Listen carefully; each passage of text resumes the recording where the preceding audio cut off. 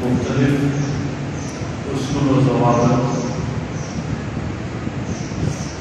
قرآن و حدیث میں واضح طور پر ارشاد فرما دی ہے۔ زندگی ان اصولوں کی بنیاد پر گزارنی ہے اور کیسے گزارنی ہے، اس کے لیے قرآن اور صاحب قرآن کو رب کریم نے ہمارے لیے نمونہ بنا کر دنیا میں بھیجا ہے۔ زندگی گزارنے کے لیے مختلف اسلوب بتائے اور لوگوں کی مختلف کیفیتیں اور حالتیں رب تعالیٰ نے پیدا فرمائی۔ یہ ایک رب تعالیٰ کی خاص حکمت کے تحت یہ سب کچھ ہو رہا ہے اور ہوا ہے۔ رب تعالیٰ نے کسی کو امیر بنا دیا، کسی کو غریب بنا دیا، کسی کو خوبصورت بنا دیا، کسی کو بدصورت بظاہر شکل میں ایسا بنا دیا،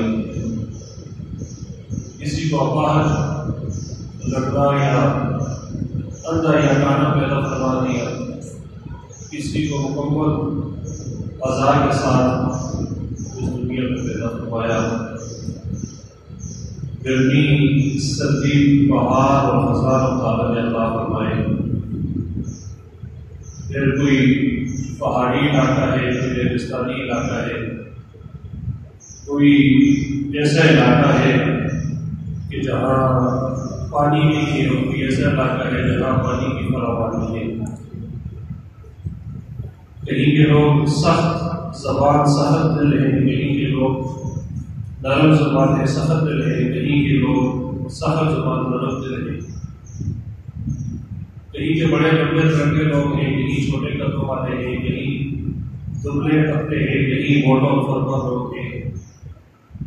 ایک علاقے کے لوگ جس غذا کو پسند کرتے ہیں، دوسرے علاقے کے لوگ اسی غذا کو پسند فرماتے ہیں۔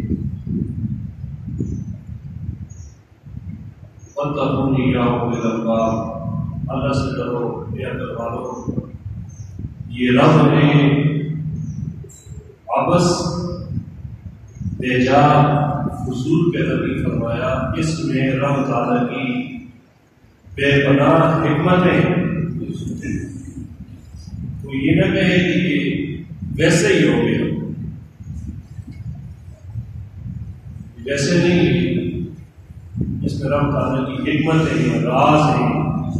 اس دنیا کے نظام کو چلانے کے لیے رب تعالیٰ کی ایک خاص ترکیب ہے۔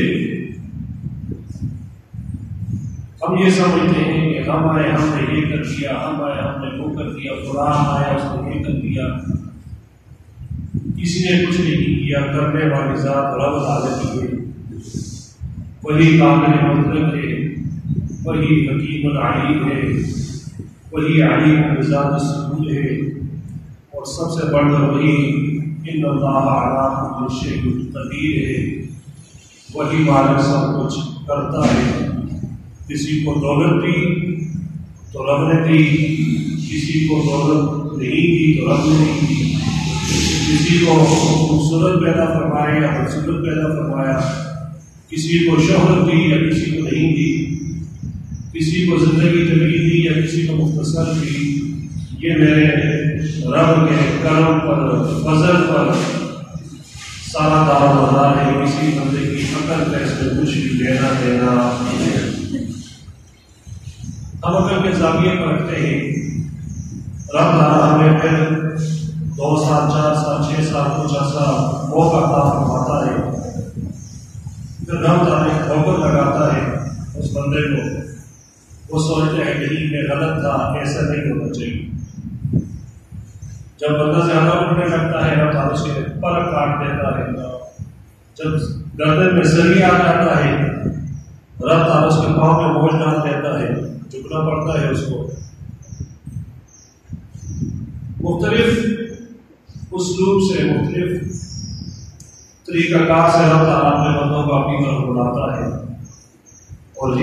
علامتوں کو واضح فرما رہا ہے کہ یہ مت سوچنا کہ ہم نے تمہیں ویسے ہی فضول پیدا فرمایا، اس دنیا کو پیدا کرنے میں بھی حکمتیں ہیں، مخلوقات کو بھی پیدا کرنے میں حکمتیں ہیں، بالخصوص انسان کو پیدا کرنے میں حکمتیں ہیں، اور مسلمان ہونے کے بعد ہم پر بہت بڑی ذمہ داریاں عائد ہو جاتی ہیں، اور ان ذمہ داریوں کا پاس کرنا بھی ہم پر ضروری اور لازم ہے۔ رب تعالیٰ نے ابھی فقیری دی، رب تعالیٰ کی حکمت ایسے نہیں کہ کوئی کہے کہ میں امیر ہوں یا میں فقیر ہوں۔ پل بھر میں بڑے بڑے امیروں کو فقیر ہوتے دیکھا گیا ہے، اور پل بھر میں فقیروں کو امیر ہوتے دیکھا گیا ہے۔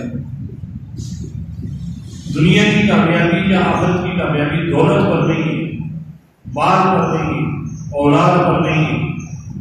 یہ مال، دولت، اولاد قرآن کریم نے دونوں کا الفاظ میں فرما دیا، المال والبنون زینت الحیات الدنیا۔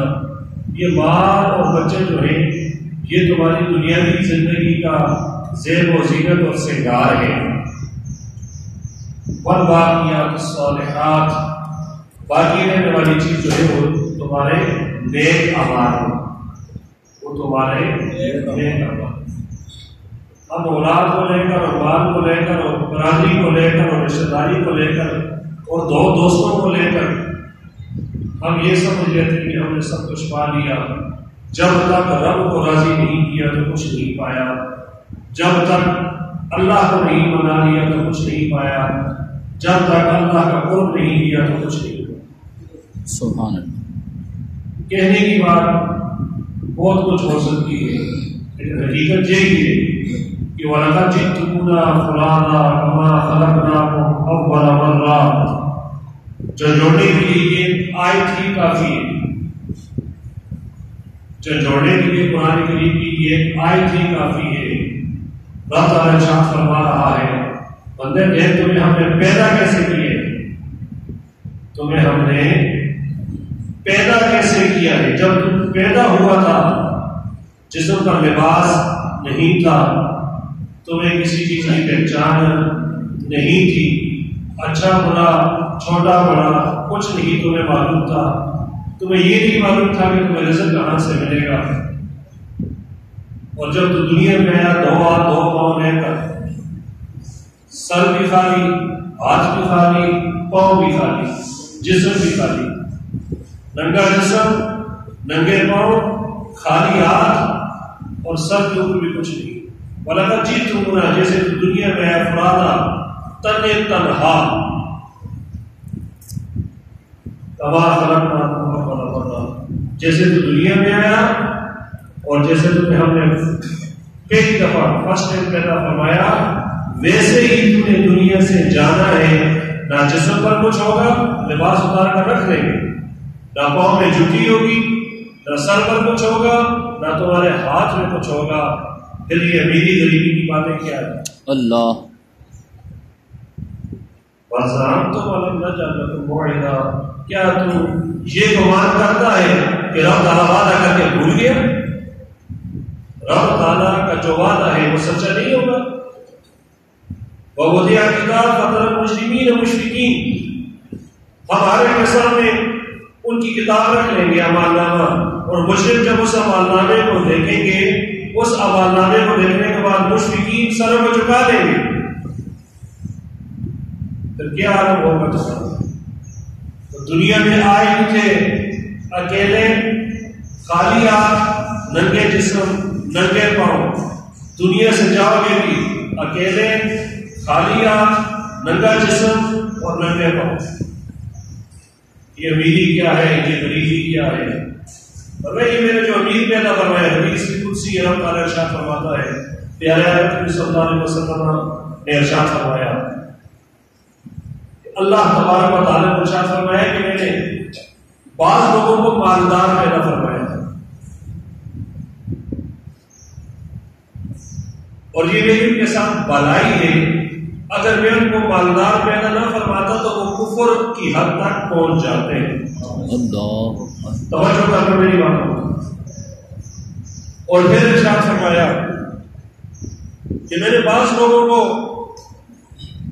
مالدار پیدا نہیں فرمایا اور یہ میری ان کے ساتھ بالائی ہے. اگر میں ان کو مالدار پیدا فرماتا تو مال کو لے کر غرور اور تکبر پہ چلے جاتے اور کفر کی حد تک پہنچ جاتے. اللہ اکبر. جس حال میں خدا رکھے وہ حال اچھا ہے. اللہ کا شکر ادا کریں. اور کئی دفعہ نبی نے بچے کا واقعہ سنا دیا آپ لوگوں کو کہ جو نہر کے کنارے بیٹھا تالیاں بجا رہے ہیں, بچے نہا رہے ہیں, یہ نابینا بچہ نہا نہیں سکتا. موسیٰ کلیم اللہ نے یا اللہ سارے نہا رہے ہیں, یہ بچے بھی نہا لیتے ان کے ساتھ. چھوٹا بچہ کہا موسیٰ رب کے معاملات ربی کرتے ہیں, حکمت ہے, یا اللہ بچہ ہے خوش ہو جائے گا, نہا لے, اس کو آنکھیں دے دے, اس کی بینائی دے دے. رب تعالیٰ نے جب اس کو بینائی دی, آنکھیں ملی, اترا اس نے نہر میں چھلانگ لگائی, ایک بچے کو پکڑا تو اس کو غوطہ دے کر ڈبو کر پار کیا, دوسرے کو بچے کو پکڑا غوطہ دے کر ڈبو کر پار کیا. موسیٰ کلیم اللہ نے عرض کی یا رب العالمین تیری حکمتیں ہیں, تو ہی بہتر جانتا ہے. اللہ کی حکمت ہے, یہ اللہ کے راز ہے. بعض لوگ دولت کے پیچھے اتنے اندھے ہو جاتے ہیں, اتنے اندھے ہو جاتے ہیں, حلال حرام کی تمیز ہی نہیں ہے. دولت آنی چاہیے, اچھے برے کی تمیز ہی نہیں ہے, دولت ہونی چاہیے. ان کو یہ نہیں معلوم کہ میں نے نماز پڑھ لی, رب کا کتنا کرم ہو گیا. سیاحتی آیا, بڑا پریشان تھا, پوچھا کیا بات ہے یار, سنو میرا خون روگ ہو گیا. فرمایا میں نے یہ سمجھا کہ تیری تدبیر گناہ بہت ہو گئی. اللہ کہنے کی باتیں صرف نہیں ہے کہ کر لی تو سبحان اللہ ہو گئی, افسوس ہو گیا. یہ دل میں بٹھائی یہ باتیں, ہم بہت دوری کی طرف جا رہے ہیں. یہ کورونا کا عذاب ہم سے ڈرتا نہیں ہے. پہلے ہم یہ کہتے تھے کہ یہ کورونا عذاب نہیں ہے, آزمائش ہے. لیکن یہ آزمائش نہیں, عذاب ہے. آزمائش ہوتی ہے, کورونا کا آزمائش ہوتی. ہمارے مدرسے بند نہ ہوتے, ہماری مسجدیں بند نہ ہوتی, ہم اللہ سے دور نہ ہوتے, ہم یہ مہنگائی نہیں کرتے. یہ سینیٹائزر 100 کا 1000 میں نہ ملتا, ڈیٹول صابن مارکیٹ سے غائب نہ ہوا ہوتا, یہ سنا منگی تھی 200 کی تھی 2000 کی نہ ملتی. چھوٹی چھوٹی چیزیں جس کا نام سنتے ہیں یہ تھوڑا سا, وہ پلازمے کا 2 دن چلا, تیسرے دن وہ بکنے لگ گیا اور اس کی برباد ہوگی. جو ٹیکا لگتا ہے کورونا والے کو, اس ٹیکے کی قیمت 12,000 سے ہم نے 5 لاکھ کر دی. مسلمانی کیا ہے, مرنا نہیں ہے اس میں. یہ ماسک ہم نے اتنے کرت ہیں ہم ذہنی طور پر, یہ ماسک جو ہے یہ ذہینہ دوستی کر کے ہم نے رکھ لیے, اپنے گھروں میں چھپا لیے. پتہ چلا کہ ایسے موقع پر جب لوگ باہر بھی نکلیں گے لاک ڈاؤن ہو جائے گا, ہم نے آٹا چھپا لیا, اس کی ذخیرہ دوزی شروع کر دی. چینی کا مسئلہ چلا, ہم نے چینی کے لیے ذخیرہ دوزی کر لی. کیا ماننا نہیں ہے, کیا ہم کو جواب نہیں دینا, کیا اللہ کے حضور پیش نہیں ہونا, کیا قیامت والے دن سوال و جواب نہیں ہوگا, کیا یہ نہیں پوچھا جائے گا کہ زندگی کہاں گزاری, کیسے گزاری, یہ نہیں پوچھا جائے گا کہ دولت کہاں سے کمائی اور کہاں پر لگائی. ان ساری چیزوں کے لیے جواب دہ ہونا پڑتا ہے. میرے آقا کریم صلی اللہ علیہ وسلم نے ارشاد فرمایا, جو شخص ذخیرہ اندوزی کرتا ہے, مال کی ضرورت ہے, اس کو وہ قلت کرنے کے لیے مال کو ذخیرہ اندوزی کر کے کہ جب مال کہیں سے نہیں ملے گا میرے پاس آئیں گے میں مہنگا کر کے بیچوں گا. فرمایا ایسے شخص سے میں بری, اس کا میرے ساتھ کوئی تعلق. مسلمان کی لیے اتنی بات ہی کرتا ہے جس سے اللہ رسول کا تعلق ختم ہو جائے, مسلمانی کس چیز کی رہ گئی. فرمایا ذخیرہ دوزی کرنے والا اللہ کی ناراضگی کا سبب بنتا ہے کہ اس کی ذخیرہ دوزی کے سبب بن جاتی ہے کہ وہ اللہ کی ناراضگی کو بول دیتا ہے, جس سے اللہ ناراض ہو گیا اس کی عبادتیں کیا ہیں، اس کی ریاستیں کیا ہیں، اس کے صدقے اور خیرات کیا ہیں۔ حضرت عثمان غنی رضی اللہ تعالیٰ آپ کے گلے کے اونٹ لگے ہوئے آ رہے ہیں، اور یہ وہ زمانہ ہے کہ جب کار ہے اور ذخیرہ دوزوں کی ایک عادت ہوتی ہے کہ وہ وقت سے پہلے اور مارکیٹ سے باہر جا کر بھاؤ بنا لیتے ہیں۔ وہ تاجر آئے، پتہ کیا یہ تاریخیں چھوڑے ہوئے تھے کہ جو کافر بھی اس سے متعلق باہر دور دراز علاقوں میں جو بھی کافر اس سے متعلق اس کو روک لے، اس سے بھاؤ کر لے اتنے تک۔ اگر کوئی 10 دیتا ہے تو تم 20 دے دو، کوئی 20 دیتا ہے تو تم 50 دے دو۔ جب وہ قافلہ آیا انہوں نے بھاؤ چڑھاؤ کرنا شروع کر دیا۔ ملازموں نے کہا، نوکروں نے کہا، غلاموں نے کہا ہم اس قافلے کے مال کے مالک نہیں ہے، مال کا مالک تو عثمان غنی ہے۔ وہ جتنے تاجر تھے عثمان غنی کے پاس آئے، ایک نے کہا ایک کے ساتھ ایک دیتا ہوں، ڈبل رقم دیتا ہوں، ایک نے کہا ایک کے ساتھ 2 گنا دیتا ہوں، ایک نے کہا ایک کے ساتھ 3 گنا دیتا ہوں۔ بھاؤ بڑھتے بڑھتے آخری جو بھاؤ لگا تو ایک نے کہا کاج کا زمانہ ہے، کوئی نہیں، لوگ مجبور ہیں، ہم اس کو مہنگا کر کے مہنگا ترین کر کے انتہائی مہنگا کر کے بیچیں گے۔ کہا عثمان غنی ہم ایک کے ساتھ 10 گنا دیں گے، ایک کے ساتھ 10 گنا دیں گے۔ سید عثمان غنی رضی اللہ تعالیٰ عنہ مسکرائے، آپ نے فرمایا مجھے اس سے زیادہ مل رہا ہے۔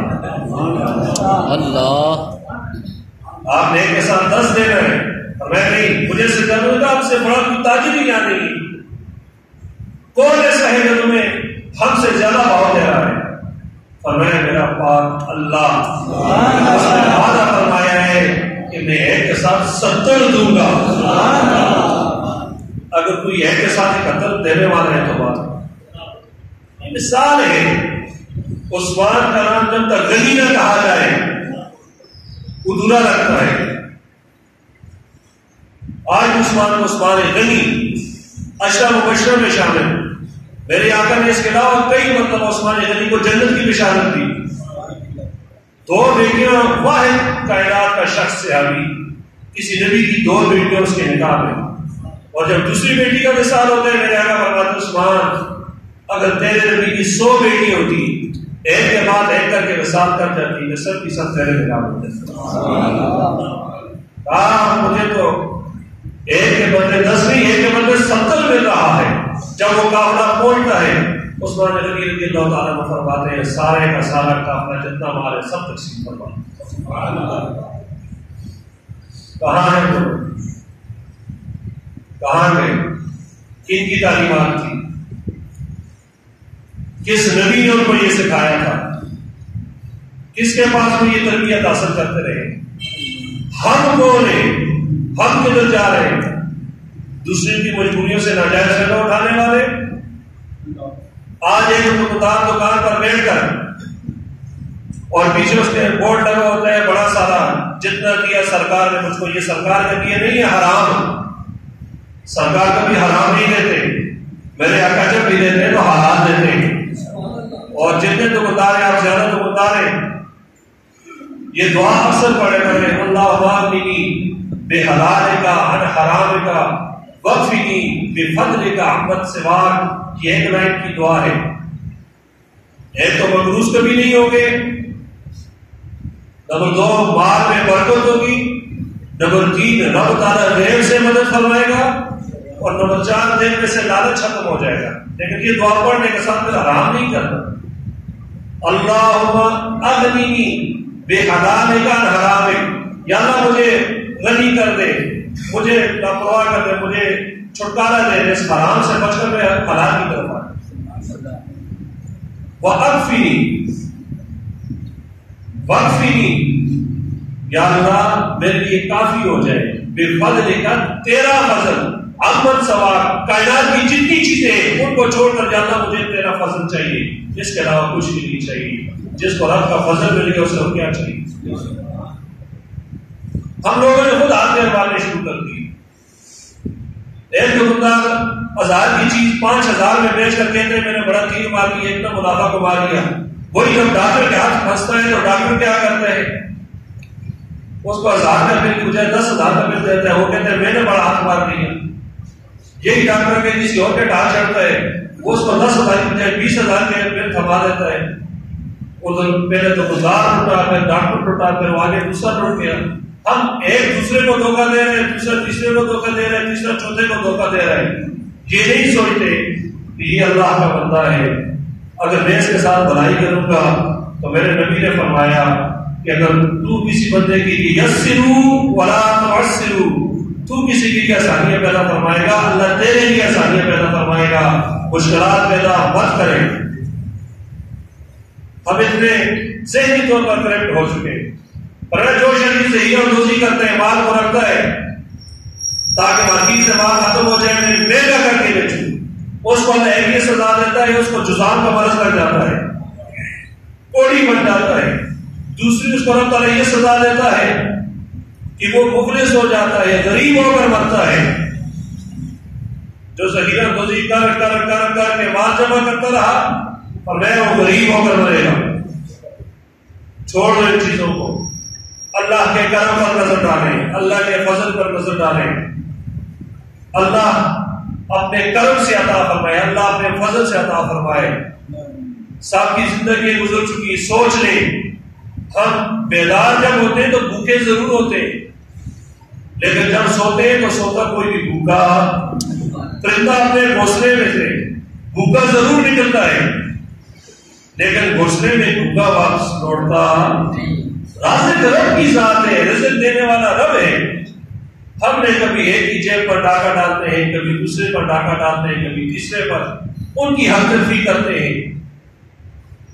کیا یہ مسلمانوں کے لیے جائز؟ میرے آقا صلی اللہ علیہ وسلم نے ارشاد فرمایا ذخیرہ دوزی کرنے والا ذخیرہ دوزی کرنے کے بعد مال بیچ دیتا ہے مہنگے داموں کر کے، اس کے بعد اس کو احساس ہو جاتا ہے کہ میں نے تو یہ غلط کیا ہے، میں نے تو یہ ذخیرہ دوزی والا معاملہ غلط کیا، مجھے نہیں کرنی چاہیے تھی. اب وہ کیا کرتا ہے کہ اپنا سارا مال جتنا اس نے ذخیرہ دوزی سے کمایا تھا وہ صدقہ کر دیتا ہے.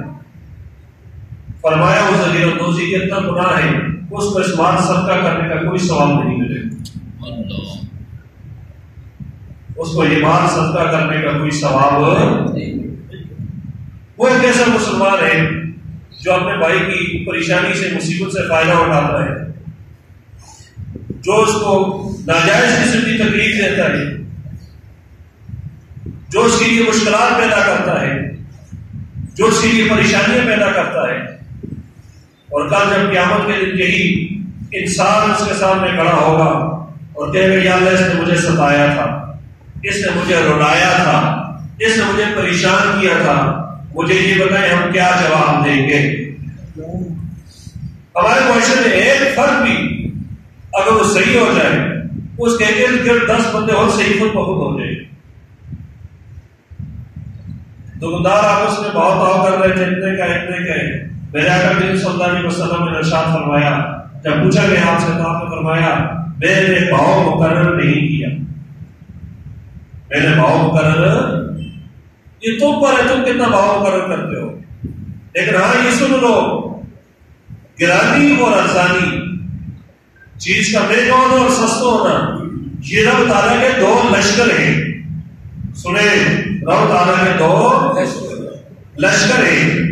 ایک ہے مہنگائی، ایک ہے سستائی. مہنگائی اور سستائی، گرانی اور ارزانی. فرمایا کہ اللہ تعالیٰ اپنے بندوں کو آزماتا ہے، ان میں سے کون اس کی طرف جاتا ہے اور کون اس کی طرف جاتا ہے. ہمارا کیا ہے اس میں؟ لہذا اپنے آپ کو ٹھیک کر دے، اللہ سے توبہ کریں. ہم سب اجتماعی اللہ اس عذاب کو، اس مصیبت کو ہم سے دور فرمائے. اور یہ دیکھیں کیا ہو رہا ہے ہمارے ساتھ، زندگی میں سکون نہیں رہا، باپ بیٹے سے راضی نہیں، بیٹا باپ سے راضی نہیں، میاں بیوی آپس میں راضی نہیں، بھائی بھائی کے ساتھ بیٹھنے کو تیار نہیں. اور ہم خوش ہو رہے ہیں کہ کل میں نے جی ₹1,00,000 کی منافع کما لیے، میں نے 2 لاکھ منافع کما لیے. بھائی کفن کی جیب نہیں ہوتی، کیا لے کر جاؤ گے؟ اللہ کے حضور اجتماعی معافی مانگے، اپنے اپنے گناہوں پر شرمسار ہوں. جس کی جو فیلڈ ہے، دکاندار ہے، دفتر میں جو بھی ہے، وہ لوگوں کے لیے آسانیاں پیدا کرے، کسی کی مجبوری سے فائدہ نہ اٹھائیں. اور خاص کر یہ ذخیرہ اندوزی ایسے موقع پر کہ جب مشکل حالات میں وہ مارکیٹ چل رہی ہو، اور خاص کر یہ کسی کے لیے کوئی مجبوری کے معاملات میں اس مجبوری پر ہنسنا، تان و تشنیع کرنا، یا اس کے لیے کوئی مشکلات پیدا کرنا. آج اگر کسی اور کے لیے ہم کر رہے ہیں تو یہ دنیا جو ہے وَتِلْكَ الْأَيَّامُ نُدَاوِلُهَا بَيْنَ النَّاسِ، فرمایا یہ گردی کا پھیر ہے. آج ادھر تو کل ادھر تو پرسوں ادھر، یہ سب کے پاس آئیں. آج جو جوان ہے کل بوڑھے ہو جائیں گے، آج جو زندہ ہے کل مر جائیں گے، آج جو تندرست ہے کل وہ بیمار ہو جائیں گے. ذرا اس وقت کو سوچو کیا ہوگا. لہٰذا لوگوں کے لیے آسانیاں پیدا فرمائیں، لوگوں کے لیے مشکلات کھڑی نہ کریں، حرام سے بچیں، خود بھی اپنے اولاد کو بھی بچائیں، ذخیرہ اندوزی سے بچیں اور ناجائز منافع سے بچیں. کسی کو ایسے میں کر کے کہ اس کو کیا پتا اور عقل مندی کا مظاہرہ کریں میں نے اس کو دھوکہ دے دیا. یہ یاد رکھیں جو بندہ آپ پر بھروسہ کرتا ہے وہ تمہارے اور اپنے درمیان اللہ کو کفیل بنا رہا ہے، اس کا وکیل اللہ ہوتا ہے. کہتے ہیں بھائی میں نے تجھ پر بھروسہ کیا، اس نے مسلمان ہے، مسلمان کی زبان ہے، اب اس نے اپنے درمیان اور تمہارے درمیان اللہ کو وکیل بنا دیا. اور جس کا وکیل اللہ ہو اس سے ڈرنا چاہیے. اللہ یبسط الرزق لمن یشاء ویقدر، اللہ چاہے جس کا رزق کشادہ فرما دے، اللہ چاہے جس کا رزق تنگ فرما دے، اللہ چاہے جس کو کروڑوں دے کر اس سے کھانے کی نعمت کو چھین لے، اور اللہ چاہے جس کے پاس کچھ نہیں وہ دن کو 3 بار کھا رہا ہے. ایسا ہی نہیں. اللہ کے ہاں توبہ کرنی چاہیے، کسی کی مفلسی پر غریبی پر ہنسنا نہیں چاہیے. جس کو اللہ نے جو نعمت دی ہے وہ دوسروں پر خرچ کرے اور اس کے لیے دوسروں کی آسانیاں پیدا فرمائے. اللہ پاک ہم صالح کی توفیق عطا فرمائے. وآخر دعوانا الحمدللہ رب العالمین.